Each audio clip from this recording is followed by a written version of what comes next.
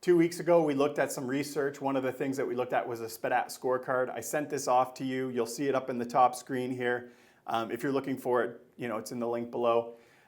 So this was a really interesting piece of information because it's really pulling a lot of data, right? Like when you're pulling from all of these different types of, managed funds, and you're looking at the performance of all these managed funds in comparison to the benchmark,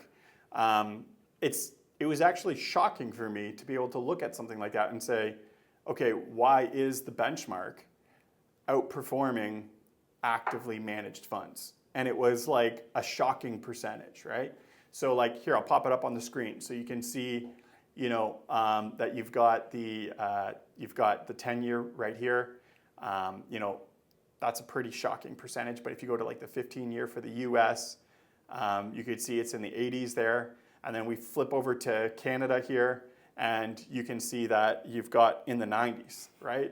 So it's crazy to see this, right? So just getting your thoughts on this, I really wanted to send it to you, especially being a financial advisor. Like, as much as we would like to change that data or like think about it differently, it's not like I think that the financial industry doesn't need financial advisors. But I'm looking at it and I'm just saying to myself, like, how are advisors advising people, right? Especially when there's information like this out. I think the audience would be interested to hear your thoughts on that and hear, just the perspective that you have and how you navigate that space with people. Yeah, for sure. So again, when we look at market timing, we want to make sure that we have a diverse portfolio and that we're not leaving anything out, right? So, and that's the problem with just going all in on the tech sector, for example, which is really hot, obviously, right now. And again, you'll never get the lows. You never go in at the lows, and you'll never cap out at the top. So we don't want to, by getting the whole picture of everything, we don't have to guess the market, right? We're always going to be able to capture everything. And that's why the benchmark is so important, and that's when I build a portfolio, or if you look at any kind of analytics, we're always putting up against the benchmark, and it's super important. Right. Yeah. Because I guess they call it like a term is called alpha, right? Like how much alpha is this going to produce? Right. So if you're trying to play that whole game of I'm going to beat the market, right? Then you're going after that alpha play. So do you find that when you're working with people, like, do you prefer to focus on the benchmark and actually drive, portfolios that kind of cater to that? Or do you find that you try to beat the benchmark and play that active strategy approach and, go after that alpha? Right.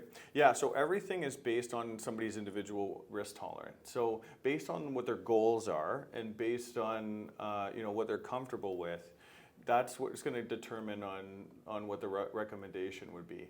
Because there are people that aren't comfortable with the lows of the market, and those types of people, we really figured out who those were in March 2020, right? So, and it's, but I remember meeting with a client of mine in, I think it was like December 2022, and they were, actually it was December 2021, Christmas, and this person was approaching retirement and was kind of unsure about the market. And I think the money market was performing at about 1% or something like that.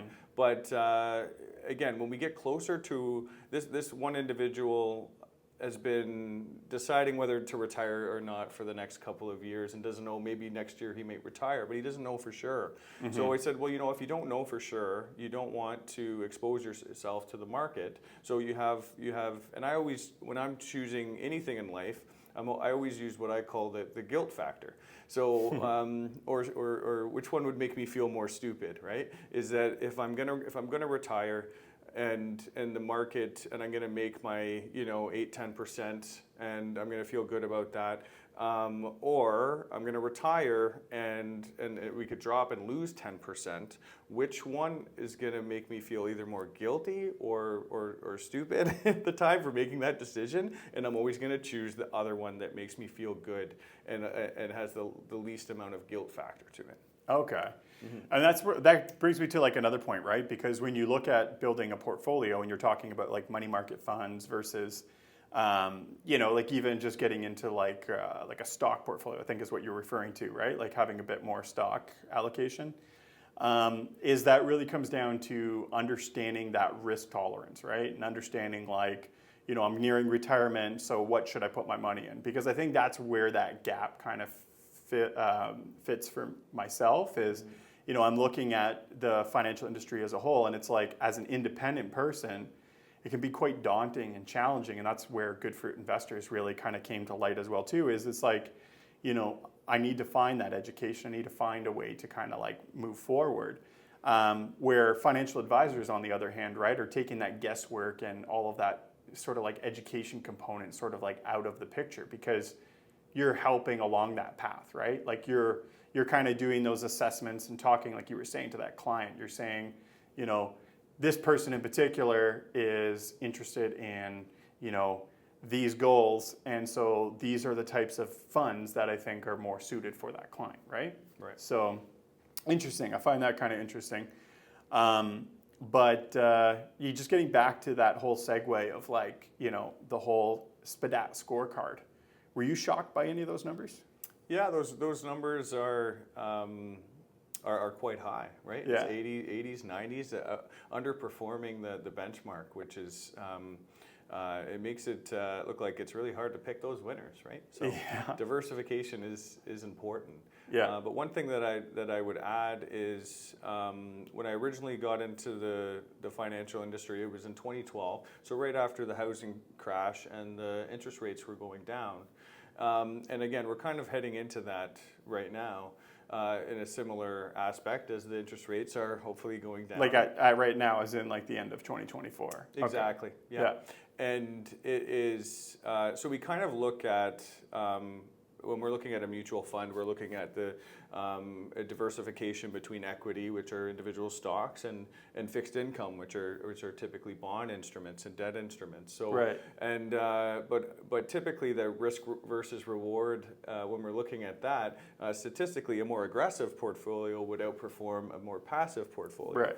But when interest rates are going down, because long-term bonds are doing so well, it actually does a flip where sometimes we can anticipate. Sometimes it's better to be more bond heavy. Right. Yeah. Yeah, and they're like counter-cyclical to each other, right? Yeah. Like a laddering effect. Like you're kind of going up a ladder, you're kind of gaining on sort of both sides of the spectrum in or the whatnot, short term, right? But again, that's why in the you kind of want to look at the long term. It's easy to kind of see the short term, 1 year, 2 year, right? Which is what I'm talking about. But in the long term, again, the diversification overall and not having to worry about that is going to outperform that. Yeah. Well, thanks a lot, Trevor. Yeah, you're Appreciate welcome. Thanks you for having coming me. and sharing your thoughts. Yeah.